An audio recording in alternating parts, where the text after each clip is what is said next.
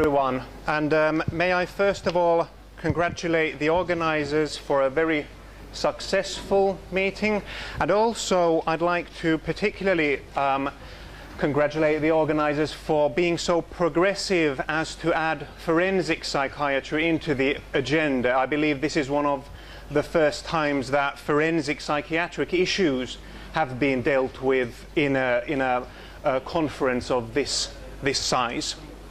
So we are very honored to be here and share some of our experiences in working with forensic psychiatric rehabilitation in Finland.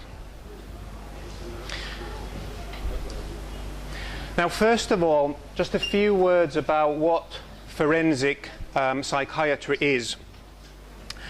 I understand that currently in Egypt, I think forensic psychiatry as a subspeciality within psychiatry is quite a marginal area in which people can work, but I think that forensic psychiatry is a very important specialty, and it's a truly multidisciplinary speciality, so it's right with the theme of your conference this week. It's based obviously on psychiatric medicine, also on detailed knowledge on various legal traditions and legal systems, rehabilitative psychology and criminology. That's why me and Sari decided to give a joint presentation to get the forensic psychiatric viewpoint combined with the criminological viewpoint. Now, the purpose of forensic psychiatry can be divided into two main focus points. Firstly, very importantly, the assessment of the mental state of offenders, because all legal traditions that I'm aware of recognize the concept of non-responsibility due to psychiatric disorders. In Latin, this concept is called the mens rea, that means the criminal intent. If the person has not that criminal intent, but does an offense due to various psychiatric illness or a learning disability or dementia, that person should not be punished but treated.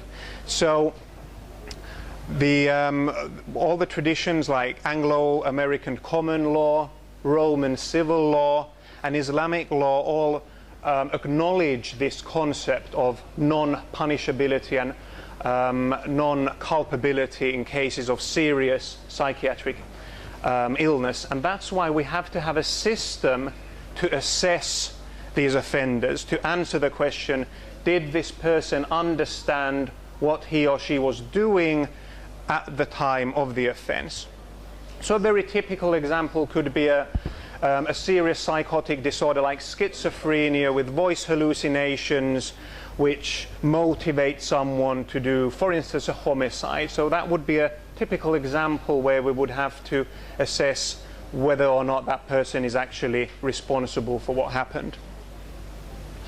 And the second important function of forensic psychiatry, of course, is the treatment of mentally disordered offenders and others requiring similar services.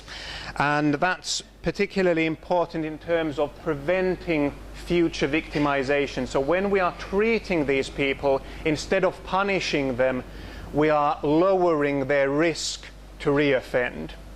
If we place a seriously psychotic person into the prison, he will not get better and his risk level to reoffend will stay high. Whereas if we are able to successfully treat that person, we will be diminishing that person's risk. So it's a very important speciality, and it serves a very important function in society, I feel. Forensic psychiatric expertise can be used not only in special forensic psychiatric units, such as the hospital of Vanha Vaasa High Security Hospital, where I work. I have a picture here. You can see the high fences that we use to maintain the high-risk patients within this hospital. Forensic psychiatric expertise can also be used in forensic wards in general psychiatric hospitals, so that's quite a usual element too. Though in Finland we have 2 large hospitals which actually specialize only in forensic issues. So I think that's a very, very important type of institution, which I believe in Egypt you have one in the El Kanka hospital near Cairo, and the other one was in Alexandria, I understand, where you have this, these forensic units. And of course, forensic expertise is also needed in courts, as I said, when we are assessing the mental state of the offender.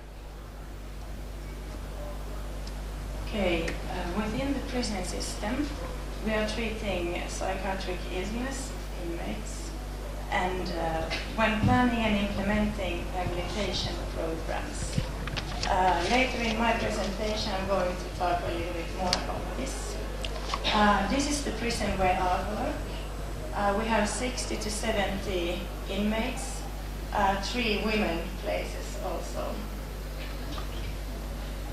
So as Sari says, prison is also a place where there's a lot of illness, although not such serious illness that they would have been diverted away from prison into a forensic unit, but still there's a high prevalence of various kinds of mental disorders where we will need forensic expertise.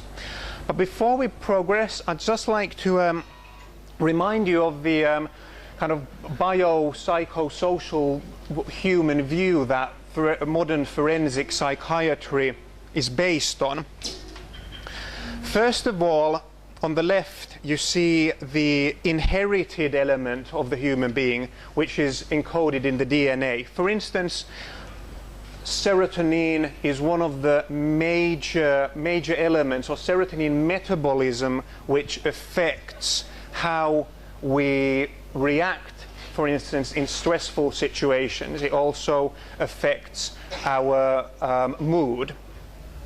Interestingly, in forensic psychiatry, it is serotonin metabolism combined with environmental factors which cause an outcome of violence. That means only in people who have a specific kind of serotonin metabolism, their early experiences as victims of violence cause themselves to be violent later on in life. So I think this is a very good example about how these environmental factors are the factors that we can actually affect during the rehabilitation process.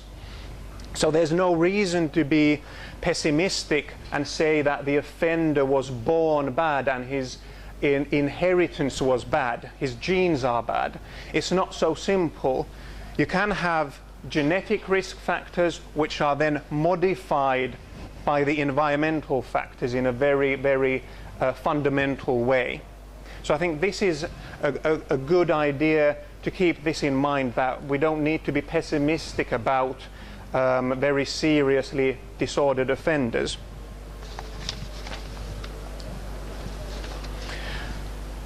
Oh, sorry.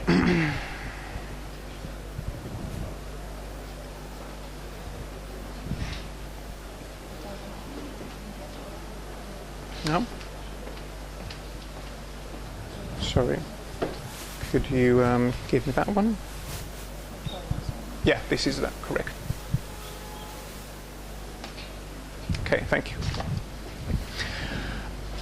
One thing that is a challenge, however, in forensic psychiatry, in international collaboration of forensic psychiatry, are the varying legal frameworks that affect the practice of forensic psychiatry. So even though I just showed you that basically we share the same kind of human view, and we know that certain genetic factors combined with certain environmental factors cause violence, that is a fact. However, in different countries, our colleagues have to work with very different kinds of legal frameworks. And another problem in really making evidence-based research in forensic psychiatry is the difficulty to set up randomized controlled trials, because how can we separate a bunch of forensic patients and not treat them at all? That would be highly unethical. So we do have these certain specific problems in forensic psychiatry, but we are currently trying to overcome these difficulties. I'll talk about that a bit more later on, but just to remind you where we are currently.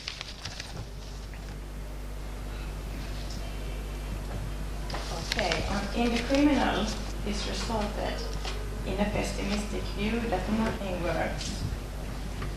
This was particularly in the case of 1917 by the article of Martinson's, when he wrote that nothing works. Today we know that there are some things that works. These things that doesn't work are boot camps and scared straight, and these are some kind of shock techniques that doesn't work on criminality. I could perhaps add a bit right there, because I think sometimes we do have a problem if our rehabilitation approach is too much based on punishment, too much based on like you say, shock tactics, because that can actually increase the criminal identity of the offender, and that will actually increase his risk to reoffend later on. Yes. The things we know work is cognitive behavioral treatment, and the therapy assumes that most people can become conscious of their own thoughts and behavior, and then make a positive change in these.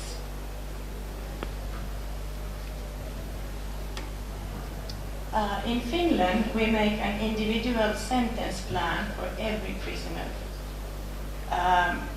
When deciding on the placement, attention is paid to factors like relatives, their age, health status, and wishes, and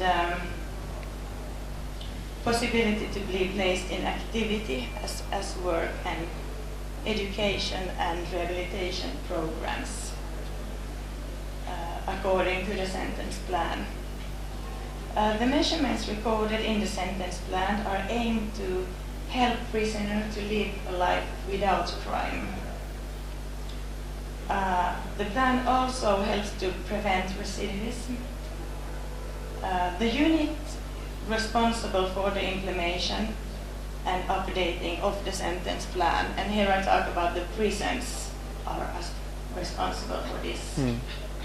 And I could add that all these issues that Sari just mentioned concerning the rehabilitation or reintegration of a prisoner back into society are also very relevant when talking about actual forensic psychiatric patients. So we are always keeping in our mind that we are trying to move these people out of these institutions like the forensic units and the prisons and well adjusted back into society, and that means that we have to decrease that criminal identity that I mentioned.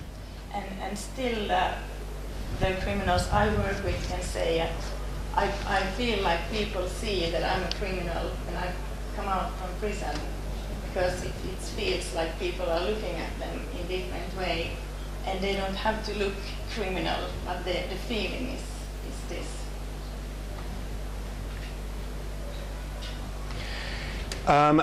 In forensic psychiatry, a term that I like is relational security, because when working with offenders we are trying to rehabilitate, we always have to balance security issues with these rehabilitation issues. And relational security is a term which really combines these. I'll show you in a minute what I mean. But before that, I'll just mention that I think it's useful to divide the concept of security into three. There's the physical security elements like the fences, locks, personal alarms that keep people safe, like you saw the the high fences earlier on in the picture of my hospital. There's the procedural security elements, like the policies and procedures that are in place in these high secure institutions. And then there's the relational security. And by relational security, I mean really getting to know your patient or the prisoner you're working with, his individual risk factors and those environmental factors that we can actually affect. We call those the dynamic risk factors, as opposed to the historical risk factors which we cannot affect anymore. What I mean is, if a person has already committed a homicide, that person has a certain risk level for the rest of his life. But if we are able to, for instance, rehabilitate that person, for instance, in terms of drug abuse, and we can get rid of that problem, we can severely decrease his risk to reoffend. And for me, I can say that when I work with the prisoners, it's important for me to get to know them, so I know how to approach them, and that's very important as a risk for me also. So the concept of relational security can be expressed in this way. And as you see, the patient here is in the middle, and all these elements on the periphery here are these possibly risky factors which can increase or decrease the risk of reoffending. For instance, the patient can have problems with other patients on the same ward that will create a risk, for instance, by forming gangs. So we have to know how they are interacting on the wards or in the prisons. We have to know about the personal world of the patient or the inmate. For instance, some inmates or some patients start to react negatively, for instance, at certain times of the year, if they associate some memories, for instance, with a particular time of year. So we have to be able to think in advance what will happen and when. And I can tell from my prison, I know when in Finland we have this Christmas time, and it's important you feel with your relatives, and it could feel very hard for the prisoners. They need for counseling at this time. Yeah, because of the increased amount of anxiety which is associated with such annual festivities. But that's just to kind of visualize what relational security in offender rehabilitation means. So who are these people that we are trying to rehabilitate? I just took a picture from the internet. This was a famous case in Finland where a young man stabbed to death a girl on a basketball in a basketball game, and he was placed in our hospital to be rehabilitated because he suffered from schizophrenia, and we found that out in the forensic assessment. He didn't have the diagnosis of schizophrenia before he was sent to us. He was being treated by his own doctor for depression, and they had missed this very important diagnosis of schizophrenia. But very many of our patients are not only psychotically disordered, they also have, in many cases, a substance misuse disorder, which just makes the psychotic disorders worse.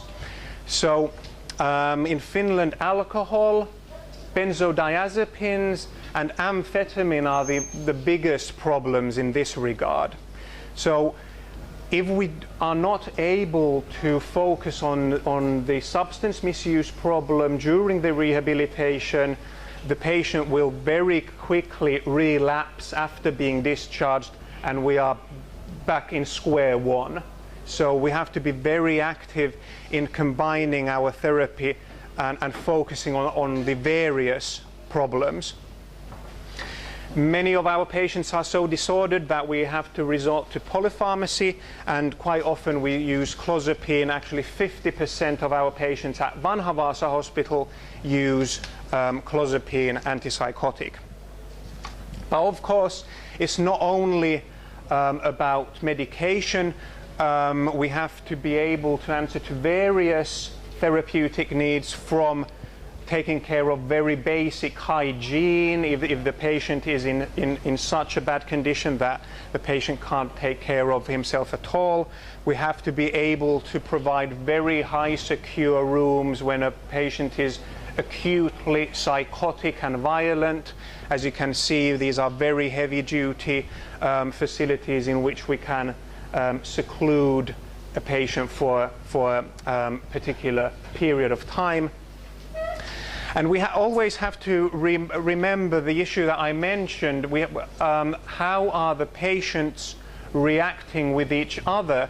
So this is just an example. We found this photograph which has, as you can see, kind of elements that might make you worry. You have young men dressing in an identical fashion. These are right-wing Finnish symbols, so we have to think, is there some sort of gang formation happening on the ward?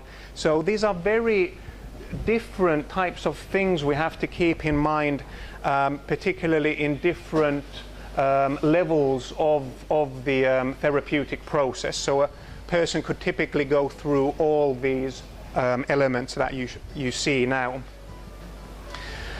So these are pictures from the hospital I work in, and in the prison, as I say, we have also people with multiple problems, but not psychotic problems, because the psychotic people have been diverted into the forensic psychiatric system. But still, we have a lot of work to do also with the regular inmates, because of the very high level of some sort of psychiatric diagnosis: substance misuse, personality disorders, attention deficit, dyslexia, and very rarely we diagnose chronic psychotic illness, because, as I say, those people are usually already diverted into the forensic system in the forensic mental state examination. I think that's a very interesting and a telling statistic, that the life expectancy of a Finnish prisoner is 50 years, whereas in the general population in Finland it's 80 years. So that gives you some impression about the variable health problems that these people have.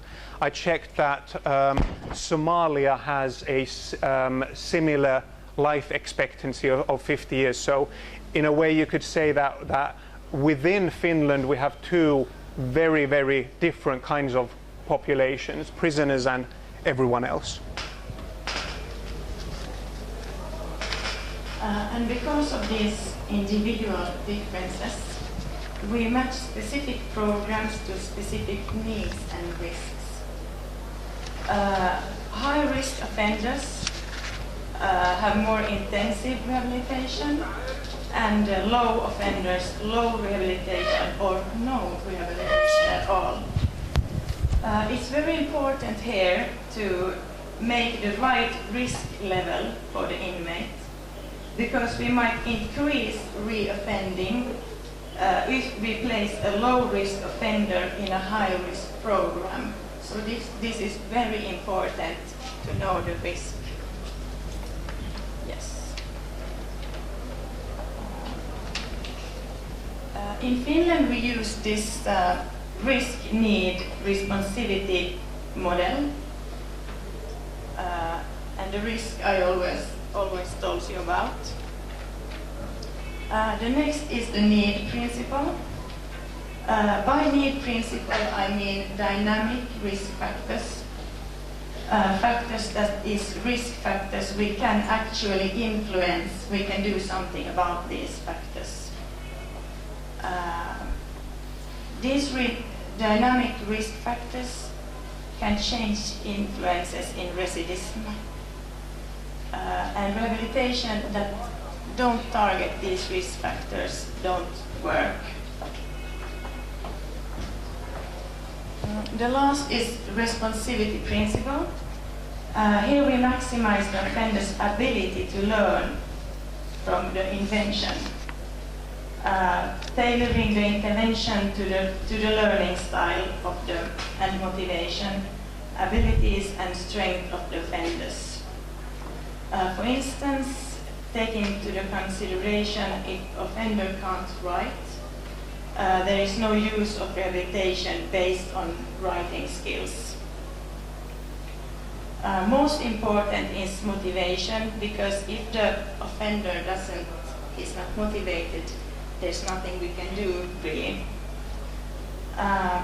Beside this R&R model, we have another called Good Life model. The Good Life model even more highlights the individual aspects of the offender. The idea of this is to build capabilities and strength in people in order to reduce their risk to reoffend. According to the Good Life model, people offend because they are attempting to procure some kind of value outcome in their life. Unfortunately, the desire or goal manifests itself in harmful and antisocial behavior. As you can see, the model consists of primary goods such as life, including healthy living, functioning, inner peace, freedom from emotional turmoil and stress, and spirituality in the broad sense of finding meaning and purpose in life. And these are very important. These are even important for all of us to have all these things.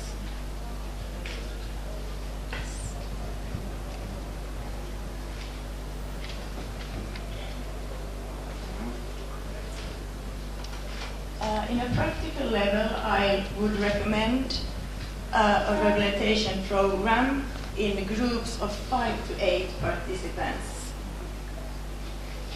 In course form, and the program lasts for a certain time. It's different programs have different. The counselor is trained, and there is a manual of the program, so everybody can do this. You have to have the manual and to do this. We are training different skills and by discussions, and the focus is for the participants' way of thinking. And these are all aggregated in Finland.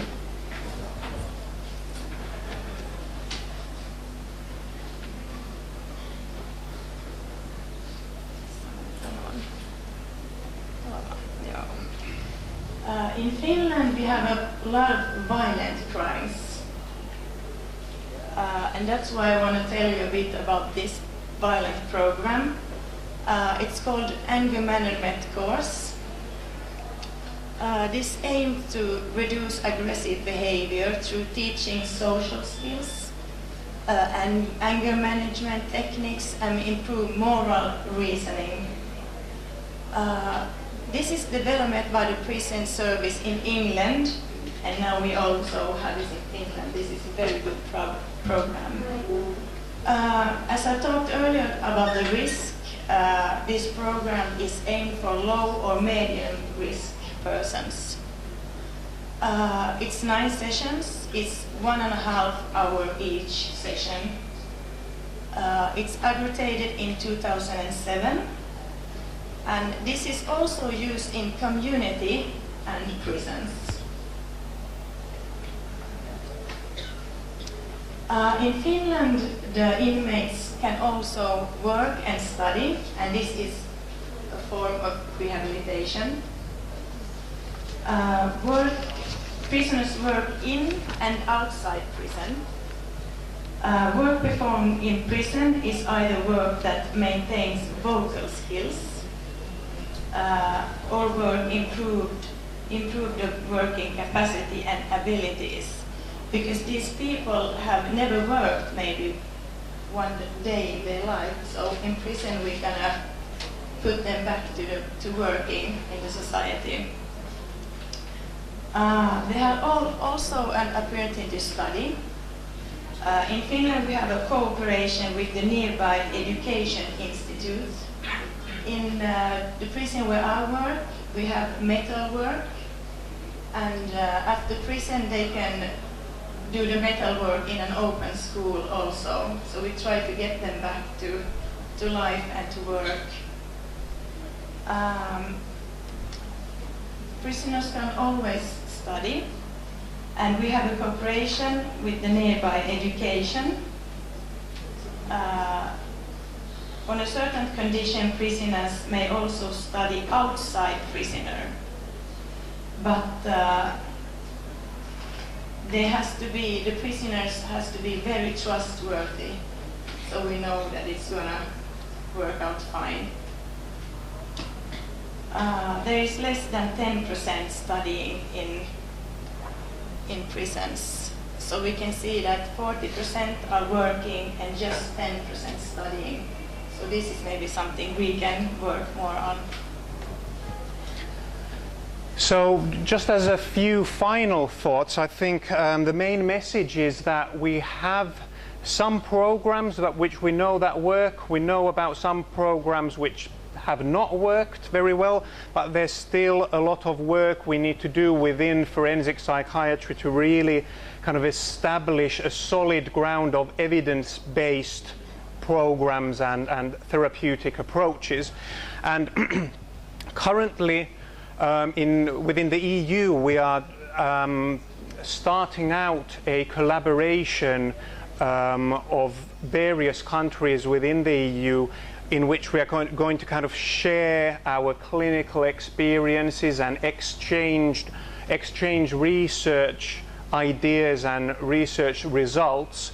And I myself am the representative of Finland within this so-called COST project, so I'm hoping that in the near future we'll have even more information due to this international collaboration about what are the most effective ways to rehabilitate both offenders and forensic patients.